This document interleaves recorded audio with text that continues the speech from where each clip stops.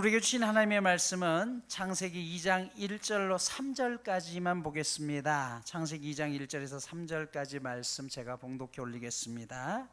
구약 1페이지입니다. 천지와 만물이 다 이루어지니라. 하나님이 그가 하시던 일을 일곱째 날에 마치시니 그가 하시던 모든 일을 그치고 일곱째 날에 안식하시니라. 하나님이 그 일곱째 날을 복되게 하사 거룩하게 하셨으니 이는 하나님이 그 창조하시며 만드시던 모든 일을 마치시고 그날에 안식하셨음이니라. 아멘. 창세기 1장을 통해서 우리가 배운 것은 우리 인간은 이 땅에 아무렇게나 내던져진 존재가 아니라고 말씀을 드렸어요. 그저 시간이 지나서 우연하게 생긴 진화론적의 인간이 아닙니다. 철저한 하나님의 계획 속에서 만들어진 게 인간이라고 이야기를 했죠. 그리고 1장 마지막 절에 보면 그런 인간에게 생육하고 번성하고 다스리라라고 명령하십니다. 이것은 하나님의 계속적인 창조가 우리를 통해서 이루어져야 된다는 것이에요. 무슨 뜻이냐 하면 비옥한 땅이 소출을 많이 내는 것처럼 하나님께서는 이 땅 가운데 아담과 하와를 창조하셨지만 거기서부터 많은 인류들이 번성해 나가야 된다는 것입니다. 그러니까 우리가 자녀를 낳아서 세대를 이어간다는 것은요, 인간이 가지고 있는 자연적인 능력이 아니라 하나님이 허락하셔야 된다는 것이에요. 하나님은 부모라는 매개체를 통해서 우리를 세상에 태어나게 하셨습니다. 하지만 하나님이 허락하시지 않고서는 이 세상에 태어날 수 없다는 것이에요. 여러분이 정말 그런 존재로 태어났다는 걸 인정하십니까? 무슨 말입니까 이게? 그러니까 내 존재가 하나님 앞에 이렇게 귀하게 태어났다는 것을 인정해야지만 여러분의 인생의 목적도 제대로 세워지는 것이에요. 물론 세상에 태어날 때부터 부모로부터 버림을 받은 자녀들도 있어요. 또 천덕꾸러기로 살아가는 사람들도 있고요. 장애를 가지고 태어나서 그 장애 때문에 힘들어 하시는 분들도 분명히 있습니다. 하지만 그 또한 하나님의 뜻이었다는 것이에요. 그러기에 아무도 그들의 생명을 함부로 다뤄서는 안 되는 것이에요. 요한복음 9장에 보면요, 제자들이 태어나면서부터 앞을 못 봤던 사람을 보고 예수님께 질문합니다. 예수님, 저 사람은 태어나면서부터 보지 못하면서 태어났는데 그러면 누구의 죄 때문입니까? 저 사람의 죄 때문입니까? 아니면 부모의 죄 때문입니까? 예수님은 이 질문이 잘못되었다라고 지적하죠. 누구의 죄 때문도 아니다. 그를 통해서도 하나님의 영광을 드러내기 위함이다라고 이야기해요. 그럼 여러분, 하나님의 영광을 드러낸다는 건 뭐예요? 우리가 성경에서 복 받는다라는 이야기를 많이 하죠. 복은 단순히 내가 잘 먹고 잘 사는 것만 이야기하는 게 아니에요. 복이라는 또 하나의 뜻은요, 아름답다, 선하다라는 뜻을 가지고 있어요. 내가 육체의 연약함을 가지고 있지만 내 삶을 어떻게 살아내느냐에 따라서 그 모습이 누군가에게 선한 영향력을 끼칠 수 있는 것이에요. 이게 복받은 인생이라는 것이에요. 왜냐하면 우리는 그렇게 연약하지만 각자의 다른 모습이지만 하나님을 닮았기 때문이죠. 자식은 부모를 닮게 돼 있습니다. 그렇다면 하나님을 닮은 우리가 이 땅을 살아가면서 선한 영향력을 드러낼 때 하나님의 이름이 존귀하게 여겨지는 것이에요. 그래서 여러분, 하나님께 영광을 돌린다는 것은요, 교회당을 크게 짓고 헌금을 많이 바치고 말끝마다 주님 주님 한다고 해서 영광을 돌리는 게 아닙니다. 하나님의 영광은 하나님이 하시려고 했던 일, 즉 이 세상에 생명이 온전해지고 이 세상을 살아가면서 내가 누군가에게 선물의 삶을 살아가는 게 곧 하나님의 영광을 드러내는 것이에요. 바울 사도는 고린도후서 4장 7절에서 이렇게 말씀하죠. 우리가 이 보배를 질그릇에 가졌으니 이는 우리의 심이 큰 것은 하나님께 있고 우리에게 있지 아니함을 알게 함이다라고 이야기해요. 질그릇이라는 첫 번째의 뜻은요, 죽을 수밖에 없는 존재라는 뜻이에요. 두 번째는 연약하다는 뜻입니다. 여러분, 우리가 이 세상을 살면서 얼마나 연약해요. 여러분들이 직장 생활하면서 얼마나 많은 스트레스를 받습니까? 그것 때문에 우리가 때로는 그만두고 싶고 포기하고 싶을 때가 너무나 많아요. 그럼에도 불구하고 용기를 낼 수 있는 것은 내 안에 질그릇 같은 깨어지기 쉬운 이 존재 안에 예수 그리스도라는 보배가 담겨져 있기 때문이라는 것이에요. 옛날에 어떤 사람이 시장에 가는 길에 신발을 하나 사겠다고요, 노끈으로 발 크기를 재가지고 갔어요. 신발 가게 가서 사이즈를 얘기하는데 재왔던 노끈이 없어졌네요. 그래서 이 사람이 투덜투덜하면서 아유 신발 그 잊어버렸네 하면서 집으로 돌아왔대요. 이게 얼마나 어리석은 줄 아세요? 자기 발이 그곳에 있잖아요. 노끈이 중요한 게 아니라 발이 그 자리에 있기 때문에 그 발 사이즈에 재면 되는데 그걸 모른다는 것이에요. 근데 우리가 그렇게 살아요. 우리 안에 예수라는 보배가 있음에도 불구하고 우리는 자꾸 노끈을 찾아요. 겉의 것을 찾아요. 그러면서 이게 없대요. 이게 없어서 안 된대요. 여러분, 자신의 최고 작품이었던 그런 인간을 하나님께서 만들어 주시고 그런 인간을 아무렇게나 내던지지 않고 가장 좋은 삶의 터전으로 허락하신 것이 에덴 동산이에요. 그래서 2장부터는 인간을 향한 에덴 동산 이야기가 나오죠. 창세기 1장에서 하나님의 최종 목적인 사람을 만드시고 이 땅을 창조하신 다음에 안식하셨다라고 오늘 3절에 이야기를 하죠. 그리고 나서 4절부터요 중요한 사실을 한 가지 하나님 우리에게 알려주시는데 하나님에 대한 호칭이 달라져요. 이게 무슨 말이냐? 그 전까지는 엘로힘, 하나님이라고 했는데 2장 4절부터는 엘로힘 앞에 야훼 하나님이라는 여호와라는 단어가 새롭게 붙어요. 여러분 2장 4절 보십시오. 여호와 하나님이, 5절에도 여호와 하나님이, 7절에도 여호와 하나님이, 8절에도 여호와 하나님이, 9절에도 여호와 하나님이라고 이야기해요. 그러면 이 하나님에 대한 호칭의 차이가 뭘까요? 제가 수도 없이 말씀드렸죠. 엘로힘이라는 것은요 큰 권능 파워예요. 세상을 창조하려면 그만큼의 능력이 있어야 되잖아요. 이게 엘로힘이에요. 그런데 여호와라는 말은요 구원의 하나님, 나는 스스로 있는 분인데 그분이 왜 스스로 있느냐? 우리를 위해서 존재한다는 것이에요. 즉 인간과 언약을 맺으시는 하나님이라는 뜻이에요. 여러분, 그래서 여러분이 성경을 읽다가 단순히 하나님이라는 단어가 나온 것은 하나님과 상관없는 사람들한테는 하나님으로 이야기해요. 발람이라든지 발람 선지자, 발락 선지자, 이런 사람들, 또 느부갓네살, 애굽의 바로왕, 이들 앞에서는 하나님의 그냥 전능하신 존재예요. 그러나 하나님과 약속을 이기시는 분들에게 반드시 여호와라는 단어가 붙어요. 왜냐하면 내가 너희를 그냥 만들어 놓고 땅속에 던져놓은 게 아니라 끝까지 책임을 지는 존재라는 것이에요.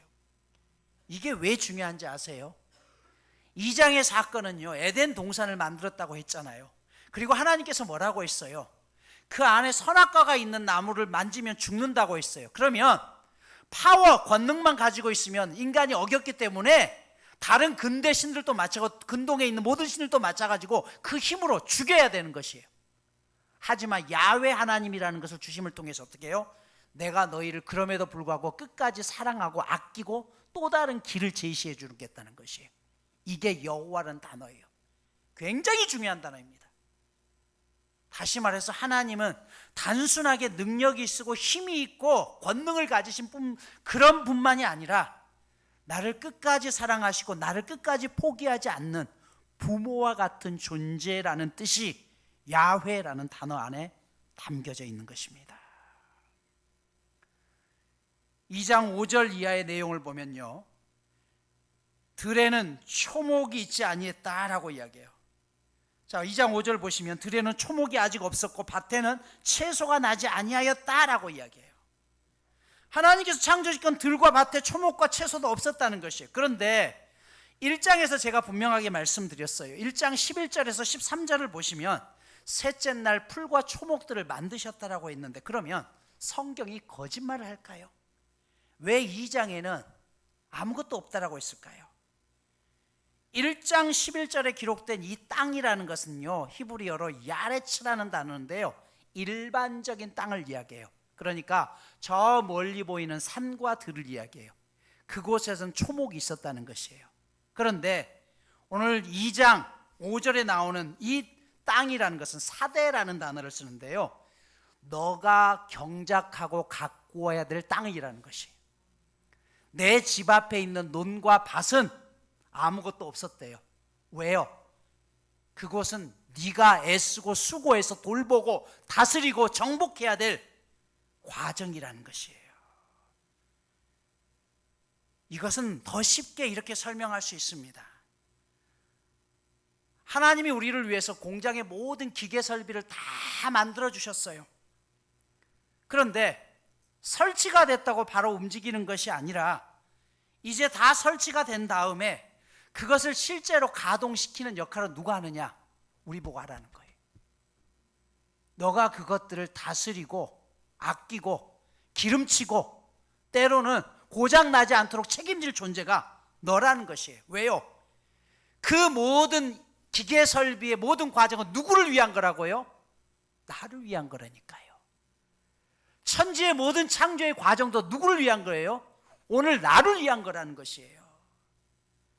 그래서 1장 28절에 보면 복 주시고 생육하고 번성하라라고 이야기했어요. 이 말은 하나님께서 우리에게 모든 것을 다 주셨지만 그냥 그 안에서 무의도식하라는 게 아니에요. 가꾸고 다스릴 책임이 우리 가운데 있다는 것입니다. 최선을 다하는 과정 속에서 우리가 보람을 느끼기 때문에 그래요. 그래서 여러분, 하나님의 태초에 다스리고 정복하라고 했을 때 이 노동은요 절대 나쁜 것이 아니에요. 원래 노동은요 기쁨이고 행복이에요. 그런데 죄 때문에 이게 무너진 것이죠. 예를 들어 봅시다. 다음 주에 이제 추석을 맞이해서 여러분들이 부모님을 찾아뵈러 고향 땅으로 가죠. 그러면 그 부모님이요, 여러분들이 오랜만에 온다고 해서 시집간 딸을 위해서 부엌에서 열심히 전을 구워요. 그러면서 어떻게 해요? 이거 우리 애들이 오면 제일 좋아하는 건데. 여러분, 이렇게 만드는 건 노동이죠. 그런데 이거는 고통이 아니에요. 기쁨이에요. 왜 그렇습니까? 이 음식을 먹고 기뻐할 내 딸과 아들들을 생각하면 이게 기쁨이라는 것이에요. 내가 정말 누군가를 사랑해. 내가 사랑하는 한 남자친구가 있어. 그래서 이 아가씨가 씨를 떠다가 열심히 한 땀 한 땀 목도리를 만들어요. 그러면서 밤을 새가면서 목도리를 만드는데 잠도 못 자고 노동이죠. 그런데 이거는요 고통이 아니에요. 기쁨이에요. 왜요? 이 목도리를 할 남자친구, 그 남자친구가 이것을 보고 얼마나 기뻐할까 생각하면 이게 기쁨이라는 것이에요. 새들은요 알을 낳고 부화시킬 둥지를 만들기 위해서 최선을 다합니다. 여러 가지 재료를 물어다가 얼기설키 그것을 엮어서 새끼들이 날 보금자리를 만들죠. 그래서 새가 만든 둥지의 바깥을 보면 되게 투박하는데요, 실제로 그 안에 둥지의 모습을 보면요 굉장히 매끄럽고 부드럽고요 곡선이 처리가 되어 있습니다. 그 이유는 자기 자식을 키워낼 새끼 둥지이기 때문에 새가 하루에도 수백 번 수천 번씩 자기의 부리로 거기를 매끈매끈하게 문지르는 것이에요. 거기에 내 새끼들이 태어나서 조금이라도 거친 게 있으면 안 되기 때문에 그래요. 남극의 펭귄은요 알을 낳으면 그 알을 부화시키기 위해서 얼음덩어리 위에서 그 알이 죽지 않기 위해서 어떻게 해요? 자신의 발등에 얹어놓고 65일 동안을 자지도 않고 먹지도 않고 버텨내요. 탈수를 막기 위해서 옆에 있는 눈만 가져다가 먹으면서 버텨내는 것이에요. 그게 고통이죠. 하지만 이 고통을요 그들은 수도 없이 해냅니다.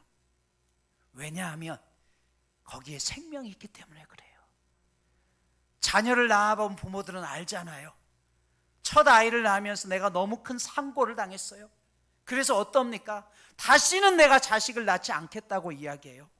그런데 부모들은, 엄마들은요 또다시 그 자식을 낳아요. 고통입니다. 그럼에도 불구하고 그것이 고통으로 여겨지지 않는 이유가 무엇이에요? 여기에 생명이 살리는 일이기 때문에 그렇다는 것입니다. 사랑하는 여러분, 노동은요, 원래 죄가 오기 전에는 생명을 살리는 일이었고 기쁨이었다는 것이에요. 그래서 하나님께서는 이 세상을 창조해서 그냥 던져놓은 게 아니라 너희 보고 다스리고 그것들을 지켜내라고 말씀하신 거예요. 진은영 씨가 쓴 가족이라는 시가 있습니다. 아주 짧은 내용인데 이런 거예요. 밖에선 그토록 빛나고 아름다운 것, 집에만 가져가면 꽃들이 화분이 다 죽었다. 밖에 보니까요 그렇게 예쁘더래요. 그래서 그 꽃을 가지고 가서 집에 갔더니 꽃도 죽고 화분도 다 죽더래요. 기가 막힐 일 아닙니까? 여러분, 이게 꽃 이야기예요? 화분 얘기예요? 아니에요. 밖에서는 나름대로 좋은 동료요, 친구요, 이웃인데 집에만 들어오면 무뚝뚝하고 퉁명스러운 태도로 일관하는 사람들이 너무나 많습니다.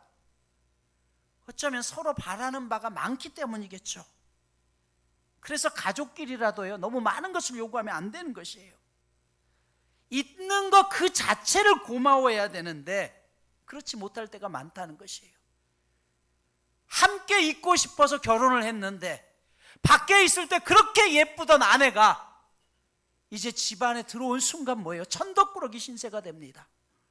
하나님이 우리를 그렇게 만들지 않았는데요, 왜 우리가 하나님의 그 말씀 안에서 가족을 경영해야 되는 이유가 바로 여기에 있는 것이에요.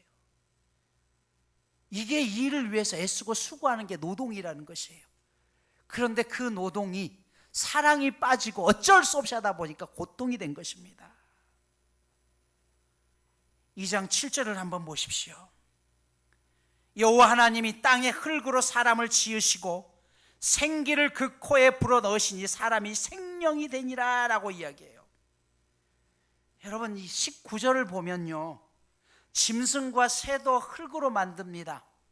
사람도 재료가 뭐라고요? 흙으로 만들었다고 했죠. 즉 사람이나 짐승이나 새나 모든 원재료는 똑같아요. 그런데 한 가지 다른 게 있어요. 7절에 뭐라고 했어요? 사람에게만 생기를 그 코에 불어 넣으셨다고 했어요. 제가 이거 과정에서 수백 번 이야기했어요. 하나님께서 똑같은 동물들을 다 만들었지만 사람에게만 생기를 그 코에 불었다는 거예요. 이게 뭐예요? 이 말은 내 속에 있는 그 모든 것들을 너에게 다 주겠다는 거예요. 그냥 만들어 놓은 것이 아니라 하나님이 가지고 있는 가슴, 하나님이 가지고 있는 그 수많은 모든 능력들을 내가 불어낼 수 있는 만큼 다 불어서 너 안에 줄 테니 너가 그 능력을 가지고 살아내라는 것이에요. 이게 하나님께서 우리에게 주신 것이에요. 그래서 여러분, 내 호흡에서 하나님의 생기가 멈추면, 호흡이 멈추면 그냥 흙으로 돌아가는 것이에요. 인간에게 있어서는 굉장히 중요한 것입니다. 그러면 이 생기라는 것은 그냥 되는 게 아니라 이 생기를 관리할 수 있어야 돼요.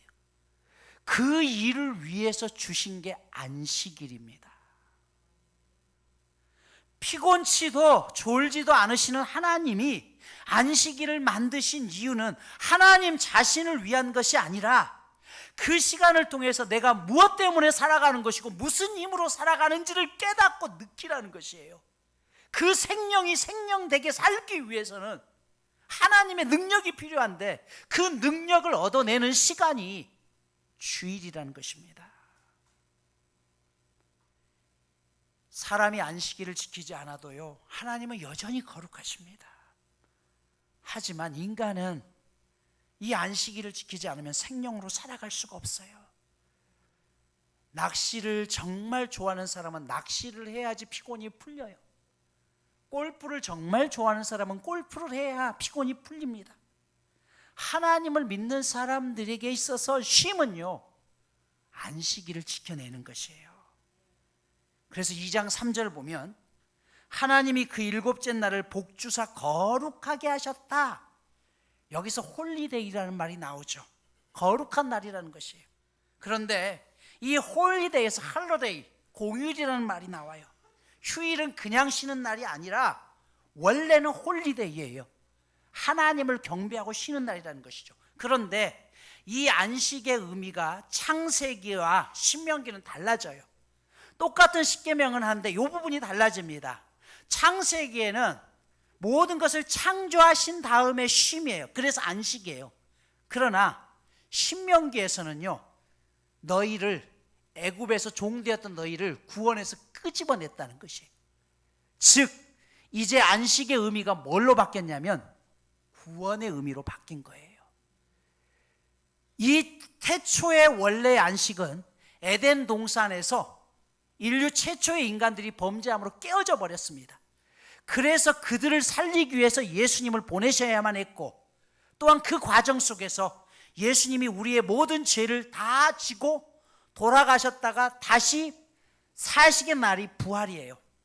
그래서 이 부활절을 중심으로 이제부터 우리는 단순히 쉼이 아니라 그날 우리를 생명을 살려주셨기 때문에 내가 하나님 앞에 예배하며 하나님의 생명으로 살겠습니다 결단하는 게 주일이라는 것입니다.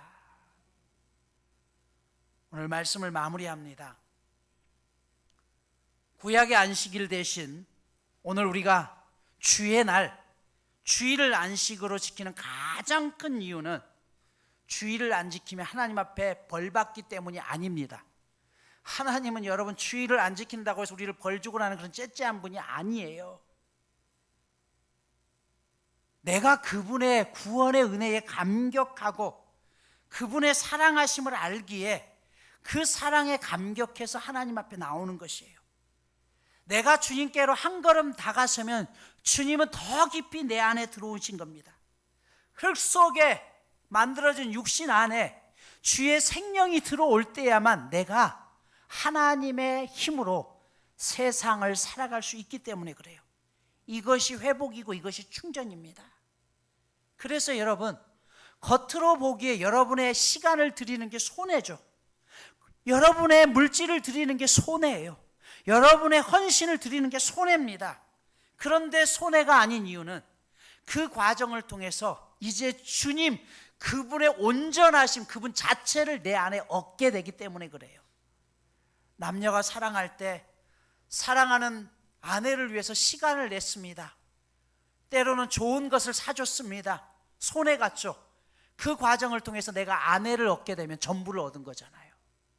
같은 의미입니다. 괌에서 오랫동안 목회하셨던 어느 목사님의 이야기입니다.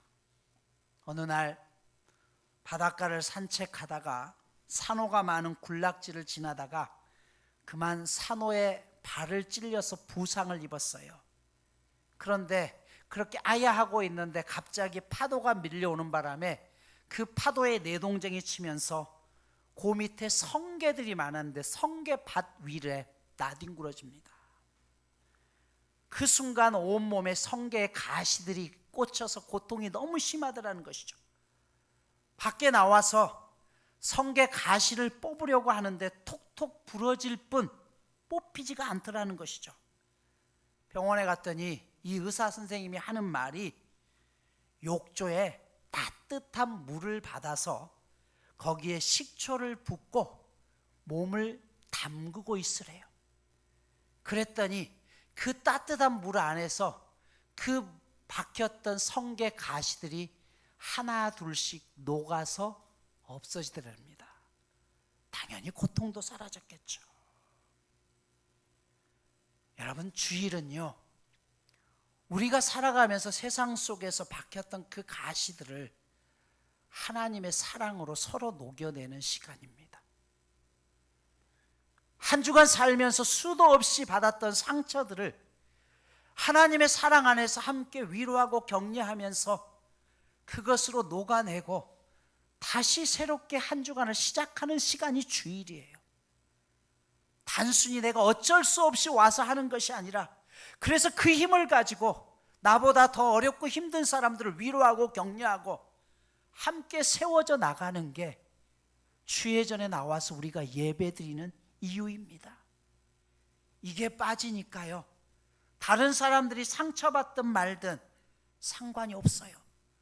아닙니다. 그건 하나님의 뜻을 역행하는 겁니다. 하나님은 언제 어느 곳에든지 우리가 살리는 사람이 되기를 원하는 것이고, 그 하나님의 DNA를 가진 우리는 하나님의 성품을 가졌기 때문에 내가 가는 곳마다 죽었던 사람들이 살아내야 되고, 상처받았던 사람들이 상처를 치유해야 되는 것이고, 고통 중에 있던 사람들이 나를 통해서 쉼을 얻어야 되는 게 하나님의 생명으로 살아가는 사람들의 특징입니다. 그 일을 위해서 우리가 하나님 앞에서 에너지를 충전받고 그 힘으로 다른 사람들을 세워가는 것이에요. 오늘 저와 여러분이 그런 믿음의 사람으로 살아갈 수 있기를 축복합니다. 이번 주 미션입니다. 첫 번째, 매일 아침, 이번 주간 아침에 눈을 뜨면 하나님 사랑합니다 3번씩 고백해 보십시오. 여러분의 마음속에, 주님, 제가 주님을 사랑합니다. 두 번째, 아내는 남편에게, 남편은 아내에게, 자녀는 부모에게, 부모는 자녀에게 이번 주 한 주간 매일 하루에 한 번씩 사랑한다라고 고백해 주십시오. 지금 부부간에, 연인간에 계신 분들 옆 사람 얼굴 쳐다보세요. 또 부부가 아니고 교인들이어도 상관없어요. 옆에 사람 보세요. 사랑합니다. 다시 한번 사랑합니다. 권혜선 사랑합니다. 어디 갔어요? 우리 권혜선.